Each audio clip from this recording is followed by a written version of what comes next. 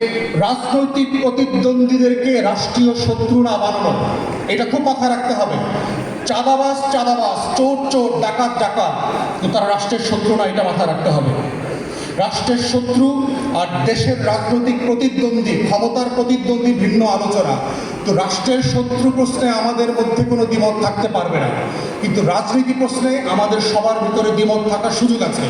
সেই সুযোগটাকে যেন আমরা শত্রু মিত্র প্রশ্নে ডাইলিউটেড করে না ফেলি, মিলায় না ফেলি।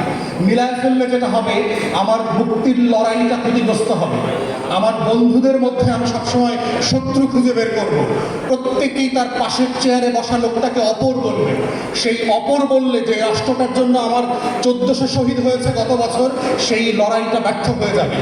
অতএব সেই জায়গাতে আমাদের লড়াইটা হচ্ছে শত্রু মিত্র প্রশ্নের লড়াই, আজাদির লড়াই, রাষ্ট্র গঠনের লড়াই।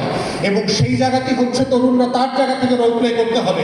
রাজনীতি করেন অথবা না করেন, আপনার ভূমিকাটা আগামী দিনের সেই রাষ্ট্র গঠনে কি হবে সেটা প্রশ্ন করতে হবে।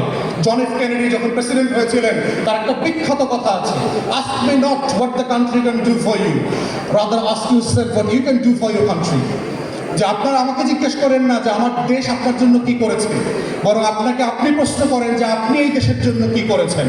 এবং এই প্রশ্নটা যেদিন সবচেয়ে পাওয়ারফুল কোশ্চেন আকারে আমাদের তরুণদের মধ্যে আসবে, সেই দিন বিপ্লব হবে, সেই দিন গণ অভ্যুত্থান হবে, সেই দিন আজাদির লড়াইতে আমরা যেভাবে জিতবো, সেই দিন বাংলাদেশটা রাষ্ট্র হবে, সেই দিন